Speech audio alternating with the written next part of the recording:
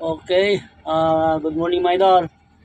Okay, meron tayong babahagi mga idol. Ito yung request sa isang kaibigan ng isang idol natin na hindi raw niya mapalamig ang kanyang aircon. Paano daw yung unang tamang pagbukas? Sisiting daw. Paano? So mga idol, pag nagpandar kayo, siyempre wala yan, naka-neutral lahat yan. Walang hangin yan. Hindi patay patay lahat yan.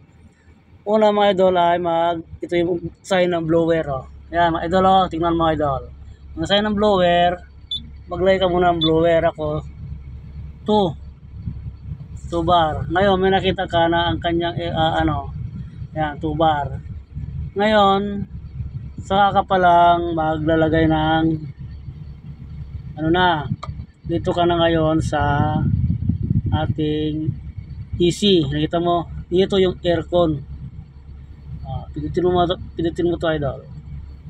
Pagka pindot mo yan, ayan na siya, oh. Naka-AC na siya, ibig sabihin naka-aircon na siya, gumagana na. Ngayon idol, baka ang mo ay nandito, yan ang pag-adjust ng temperature niya. Baka idol, nandiyan ka, nasa 23 ka, 25 ganyan, pumunta ka scroll ka pababa, yan idol, para punta ka sa 80. Yan idol, yun ang tamang, ito yung pinaka niya, temperature na sagad, malamig. Yan ang malamig mga idol. Pag pumunta ka kasi dito, tandaan mo, yan, magbabawas ka ng lamig. Pag nagbawas ka ng lamig mga idol, yan, kaya 25, yan, pag ganitong mainit, talagang mainit ang panahon, hindi ka makaramdam ka ng kunting lamig lang. Ngayon gawin mo, dito ka, scroll ka idol, oh. Tingnan mo yan mga idol, yan, oh. Nandito kasi sa aircon tayo, yung kulay blue.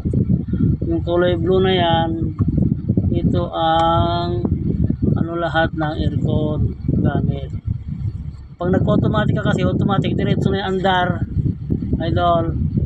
Okay, kaya dito ka sa blower, ay sa niya, temperature.